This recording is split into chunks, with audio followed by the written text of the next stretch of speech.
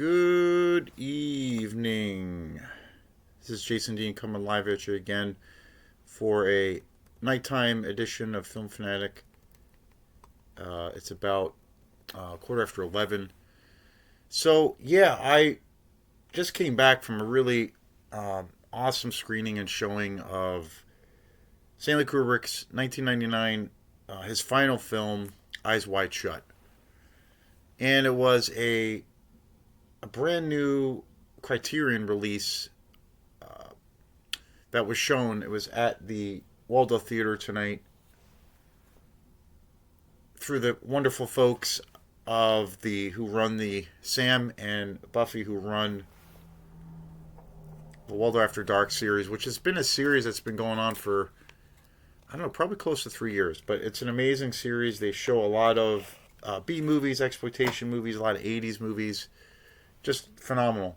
So I have gone I've gone there at this point a shit ton of times. I've seen some incredible movies there, and trying to think of some of the movies that I remember going to see. They did a really great tribute for David Lynch when he passed away. I saw a few of his movies there. I remember seeing Akira there. I remember seeing Suspiria there.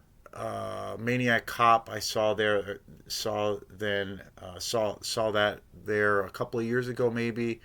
There were a handful of other 80s kind of exploitation movies I had never seen. The one I didn't get a chance to go see, which I was super bummed on, was Halloween 3, The Season of the Witch, which is, I don't know, it's kind of the best one in the whole franchise. But I was really excited about tonight. Stanley Kubrick is I've talked about him a lot on this channel. I've covered all of his movies. He is my favorite director of all time. I look at him as like not only being pretty much the greatest director of all time, but I look to him as just like a kind of a hero, kind of a guy who, I know he does have a reputation for being, kind of a. Sometimes people like to portray him as being this brutal tyrant, but I really think that whenever you see interviews and you talk to people, or you see, I've seen lots of documentaries with lots of interviews with people over the years. He was very hard. He was a very hard person to deal with at times, but he had the same team that worked with him for years, and he had a sense of loyalty. Similar to how like David Cronenberg's crew has been with him throughout the ages. So, and I think people were really committed to his vision and understood where he was coming from. When it comes to Kubrick and dealing with at times his insanity as a filmmaker. But he's always been kind of a hero, and he's always been my favorite filmmaker. And Eyes Wide Shut was his last film. It came out in 1999, which is hard to believe. When I was watching it tonight, I went with a friend, my friend Aaron, who it's been really cool because we've gone to a shit ton of movies together, and most of the times when we go to the theater, it's new releases. Typically, when we go to Waldorf After Dark, when they do their film series, it's all they're all older films, and they've been out for quite a few years, and most of them I've seen before. There's been a few I haven't, but with my friend Aaron, who I've gone with a bunch of times, like tonight, for instance, she had never seen Eyes Wide Shut, and had not seen a lot of other films that we saw in the past. Like I think it was her first time seeing David Lynch films, so it's a whole different perspective. And so after we got done watching the movie tonight, I was kind of eager to see what her thoughts were, her reaction, and all of those things. So very cool. And tonight was the Criterion, the big company, that specializes in reissuing mostly foreign films, but all kinds of film classics. An amazing company. they just released very recently this new kind of remastered, if you will, version of Eyes Wide Shut, I believe it just came out. So they were showing that tonight. So that was really extra cool. Extra, I was very excited to see if there was anything new. There were some new things that I noticed, but for the most part, again, it's a movie I have seen so many times I can't really remember. So, but it's still just a mesmerizing experience watching Eyes Wide Shut.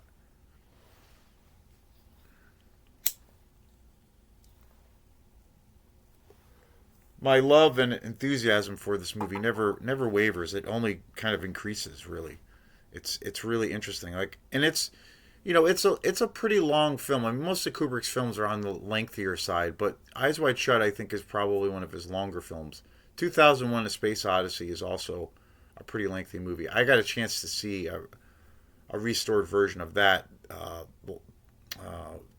Was it early this year? And that was mind blowing. But Eyes Wide Shut again is a movie I bought it on. I got this really beautiful Blu-ray release of it about 3 or 4 years ago, and I've seen it so many times. It's one of those movies. I did get a chance to see Eyes Wide Shut when it first originally came out, and it's hard to believe it came out, 1999. I mean, going on close to 30 years ago, which is fucking crazy.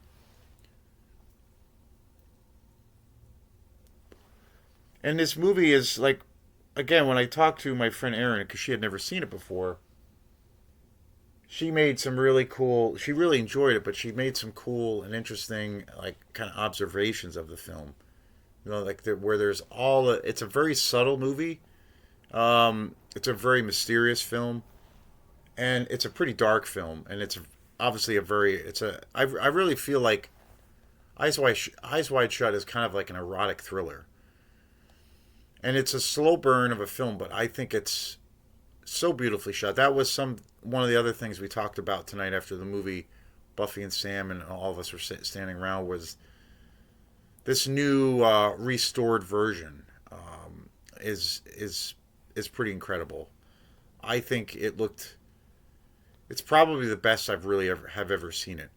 No, a noticeable difference. After all, this is a Christmas movie. It's hard to, I guess, say that seriously, but it actually is. Even though obviously the story and the plot of the film have nothing to do with with Christmas, but the whole, like, world that the film takes place in is in mainly New York City, and it's obviously the Christmas season, and it feels like it's taking place very very close to Christmas, kind of like where we are now, like days or maybe the week before Christmas. And so it's really interesting, because I remember years ago, a few years ago, I remember, not that I started it by any means, but I remember a few years ago there was somebody I knew on Facebook was like naming, wanted his or her friends to name, like, what do they feel is, like, some of their favorite Christmas movies. And I remember, without even thinking, I had posted Eyes Wide Shut. And I remember a lot of people were like, "What? What? That's weird," or laughing. Also, they were laughing at it. And the popularity of Eyes Wide Shut, I think, has grown significantly. Kubrick's films have always been. He's never had a film that's really been a box office, like, huge success. Even he's had to battle a lot of bad reviews, even too. But all of his films, I feel like, are always 20 years ahead of the time. And there's always that trajectory. When you look at The Shining, it didn't do very well in the box office. It didn't do very well with critics. And more or less, if you look throughout his career, they're kind of the same thing. But it wasn't until years later where people start revisiting his films. And in this case, the same thing happened with Eyes Wide Shut. I remember this movie didn't do very well, I don't think, in the box office. There was a lot of anticipation because, and it was also a very strange time because I did see Eyes Wide Shut when it first came out. And I remember, the movie took, I believe like 3 years for them to make. It was a long, long, just continuous process of them making this movie, and a lot of reshoots and just and then also I think had to do with, it had a lot of it was a very high profile movie leading up to its release because it was starring Tom Cruise and Nicole Kidman, who at that time were probably like the two biggest Hollywood stars, and they still are very huge. But and then the dynamic too, that they were also a married couple, and they were going to be starring in this kind of strange and esoteric Stanley Kubrick film that no one knew what it was about. And so it had all of this attention around it from lots of fans, and then people, critics, the press. And it was never it was never leaked. It was never one of those films where people knew at all really what to expect when it finally came out. And so there was all of this kind of coverage before the movie came out. And then, like a few days before the movie came out, Stanley Kubrick died. So I remember seeing it in the theater, and it was a really unique experience because at the end of the film, everybody, I saw it I remember it was a packed theater, and it was just kind of this eerie, there was like, I don't know, like a sense of people in this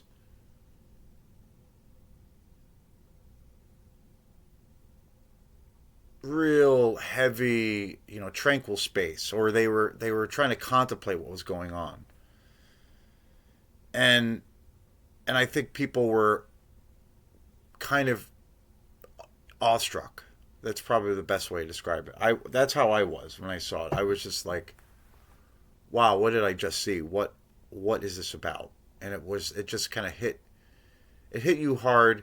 And interesting too. It's interesting too. I was talking to my friend Erin tonight. She like described the film as being, it's a very contained film, but it's very nuanced. It's very subtle, but yet there's all of this seething emotion under everything that's going on because it's essentially about relationships, the whole movie, and about sex, and that struggle between men and women sometimes, and just people. But it's so incredibly meticulous and nuanced. And again, like when I first saw it in the theater, people were just kind of, I think, stunned and kind of like maybe baffled, even maybe a little bit confused. But I remember just being like, wow, what did I just see? Kind of, awestruck. And again, I've seen this movie so many times. I bought it a few years ago. I got this really beautiful Blu-ray edition of the film, and it still hits me every time. It's still such a an odyssey. Yeah, that's the best way I can describe it. And it's a very, well, like all of Kubrick's films, it's very meticulous. It's very driven by characters, and I really do feel like this movie is at its heart is a thriller. And the visual shots, like the cinematography, is absolutely just gorgeous. The soundtrack is absolutely incredible. Joycelyn Pook, who was or is a composer, composed all the music for this film. I have the soundtrack as well. Amazing, I remember listening to buying the soundtrack for Eyes Wide Shut when I first saw it, and it was just something I constantly listened to. And again, like I was saying about the critics, how they have treated Kubrick's work over the years. I remember like when Eyes Wide Shut came out, it didn't make a lot of money. I think there was a wave of people that wanted to see it out of curiosity, but I think a lot of critics panned it. It didn't do very well. But like I think I do feel like most of his films, there's like this slow trajectory to where people will kind of come back to it, because I do feel like Kubrick is one of those directors and visionaries that everything he does is kind of like 20, 25, 30 years ahead of its time. And I've seen that where people will kind of come back to it and get a lot of new meaning out of the film, depending where they are. And I've seen that over the last few years with Eyes Wide Shut. I've seen more and more people kind of talk about it, and but I remember at the time people didn't know what to think of it, or they thought it was a little bit, I don't know, maybe too self-indulgent, and a little bit, maybe too pretentious. But I don't think it is. I love the whole esoteric and kind of the whole like mysterious thriller vibe to this entire film. I think it's great. The cast is great. I think the roles that Tom Cruise and Nicole Kidman's, what they had to do with their characters. I mean, it's very complex. Playing a married couple, but then also being a married couple in real life. I would imagine that's going to add a little extra pressure or stress, or could or can.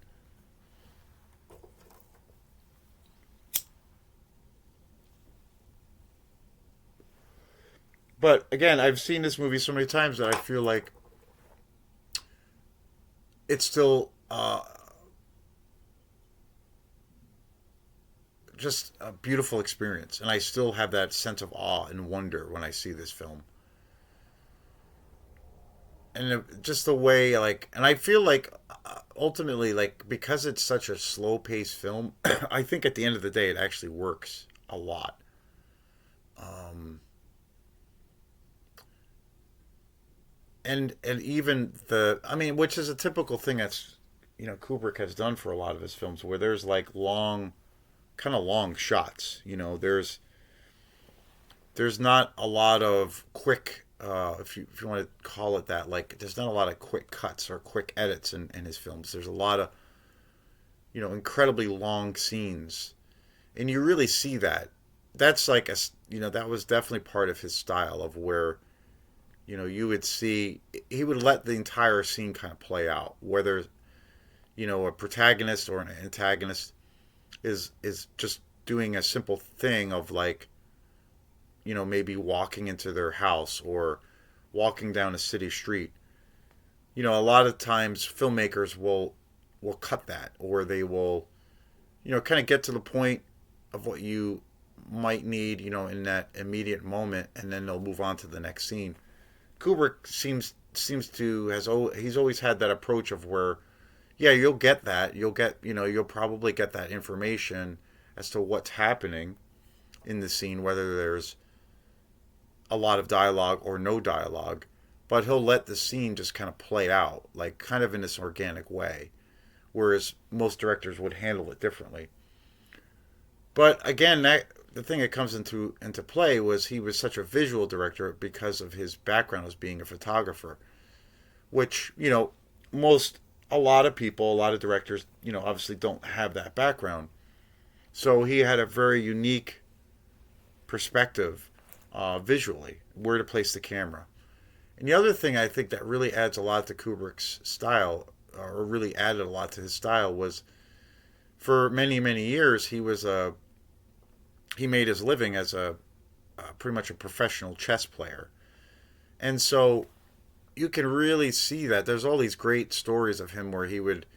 I remember my buddy Charles Hendricks, who got me really into movies many many years ago. he he had given me this really awesome Stanley Kubrick interview, which he was a pretty recluse guy. He was obviously a very eccentric person, but he didn't do a lot. He didn't give a lot of interviews. I mean, once in a blue moon, but very rarely, very rarely. He wouldn't do.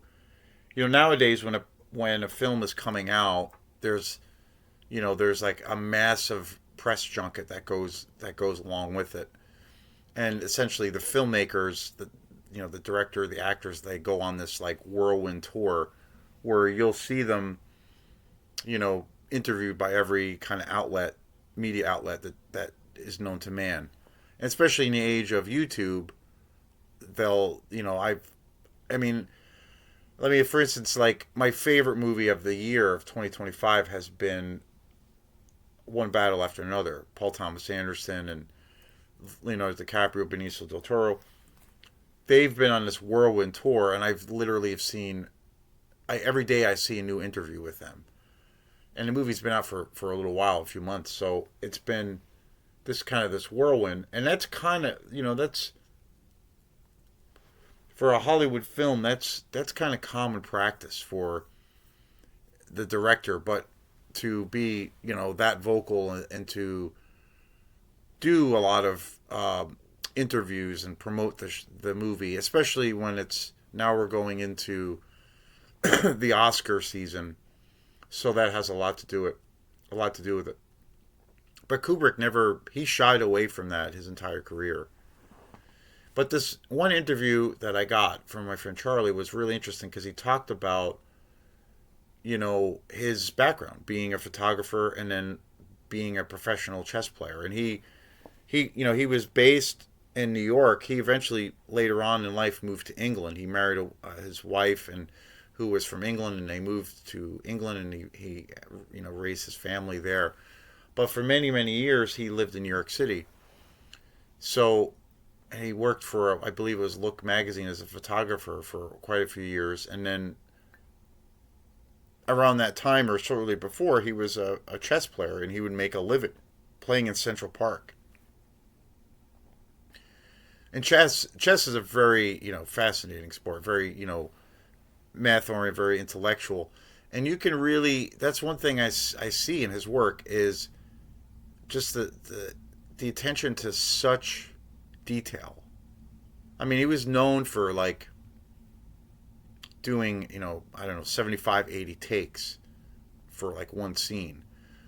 But I always see, when I see his films, and definitely tonight is a primetime example of it, because this is a very slow paced film. But really, a lot of his films are that way, really. I mean, maybe like Clockwork Orange is probably a little bit more kinetic, and it's a little bit more because of the subject matter and kind of the subjects that film is dealing with. It's a little bit more kinetic, and it does move pretty quickly.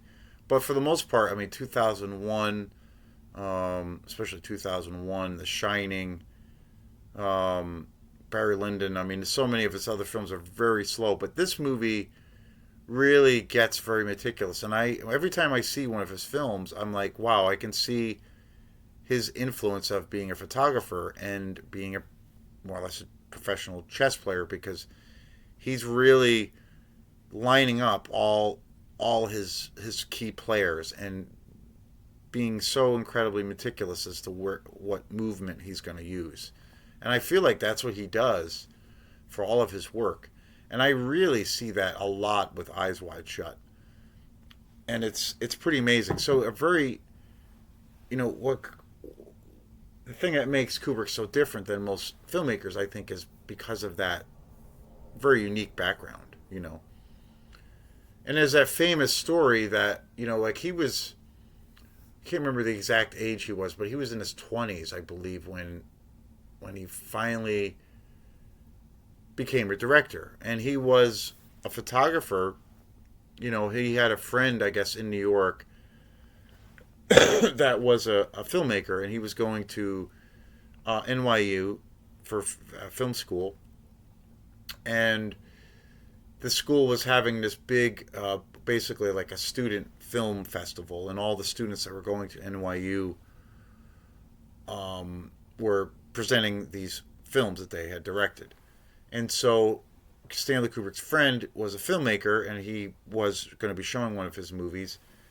And so he invited him to come along to go to this film festival. And Stanley Kubrick said in this interview, and this was all in that same interview, basically he left there feeling, I think I can direct something much better than anything I saw that night or at this festival. Like, I think I can do something way better.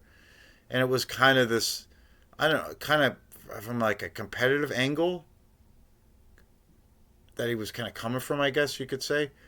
But that's what got him to become a filmmaker. He didn't really have, he loved movies, I think, but he never really was, when you hear stories of like, well, like Quentin Tarantino or Martin Scorsese, where like they lived in the movie theater.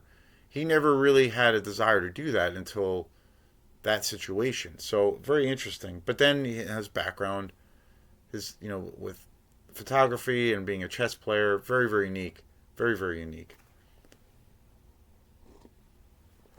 And I think, the cast for this film, I think it's, Nicole Kidman and Tom Cruise, I think it's some of their best acting. I think it's some of their, because they're playing,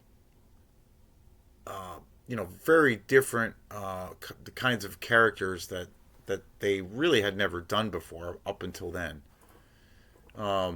So that was a very unique situation for them as being actors. Really kind of stretching their limits, and and being in this place of where they are essentially vulnerable, in this very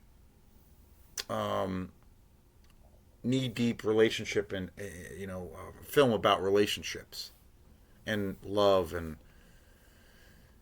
then the whole sense of mystery, and the film has this whole kind of esoteric vibe. So it's very complex, but I think they did a fantastic job. The other thing I always forget is that there were two directors in this movie. We have Sidney Pollack, a really famous director. He was also one of the main characters in this movie, which I always forget.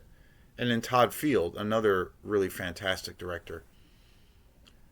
Sidney Pollack passed away a few years back, but he was a really great director in his time. And I forgot about that's really interesting. And then the character played by Nick Nightingale is Todd Field, who went on to become a really great director. And I do believe he had been nominated for a bunch of Academy Awards, as well as Sidney Pollack. But pretty interesting. And they both do a really fantastic job.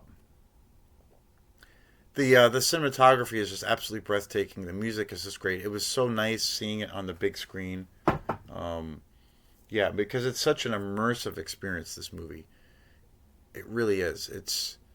And again, I get the same feeling of kind of awe after when it comes to the very end of the film. I just like, it's very meditative in a lot of ways. And it's just, visually, it's one of the most stunning films I think ever made. And the music, and I love where, there is this sense of where it's really unpredictable. You don't know where it's going to go. And then it goes into some pretty wild directions.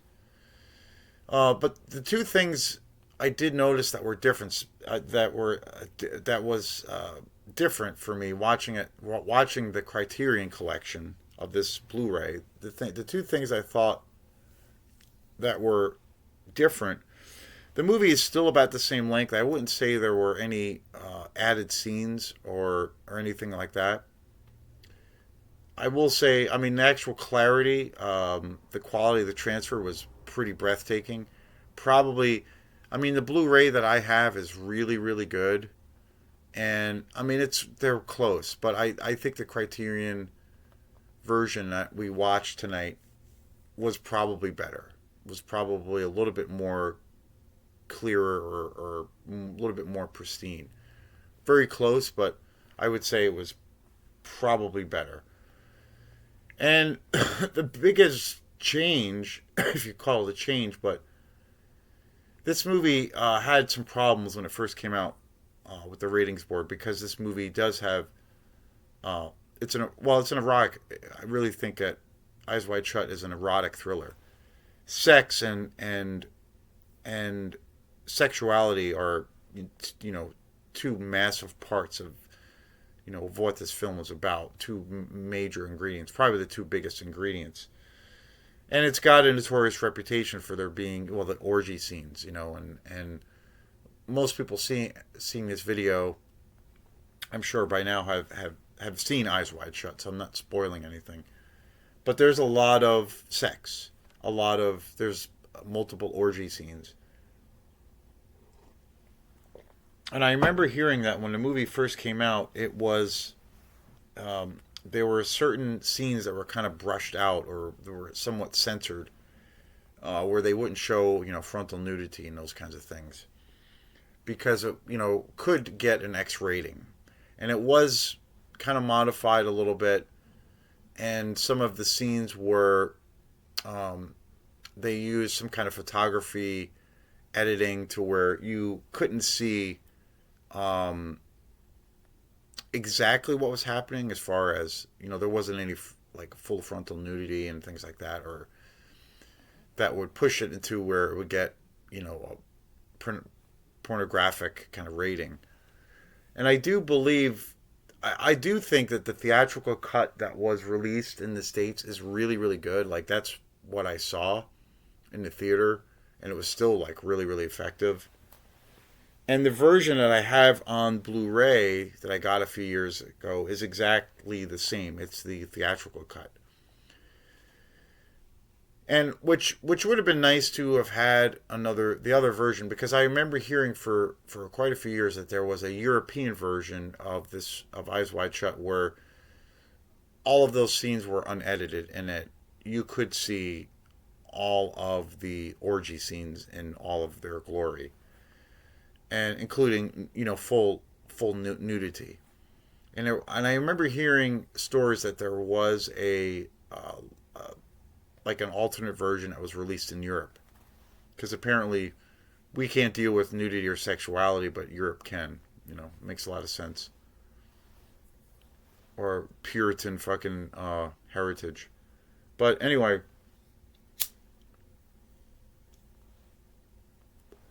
and I actually saw an interview with the cinematographer for Eyes Wide Shut about a month ago, and he was out there talking about this release that Criterion is putting out. They put it out really recently on Blu-ray and I think on 4K. And from what I gathered from this interview, they were going to be releasing uh, the regular theatrical cut that that's the only cut I've ever seen. And then there was going to be also this European version of where it was totally uncensored. And I was like, oh wow, okay, because I kind of thought that version was maybe it was just a rumor somewhere that wasn't you know uh, something that actually existed. But then it realized that it did, and that they were going to release that version on through Criterion. So I was like, wow. So I do believe that was what we watched tonight, and it's not like it's not when it comes to I guess the European version, if you want to call it that, the totally unfiltered version, it's not that much different. I mean, I will say the scene of where the orgy scene in the house, in the mansion, is definitely more graphic. Like, you can see more of the body parts, if you will. You can see more nudity. And there are, you can see more, is basically what I'm saying.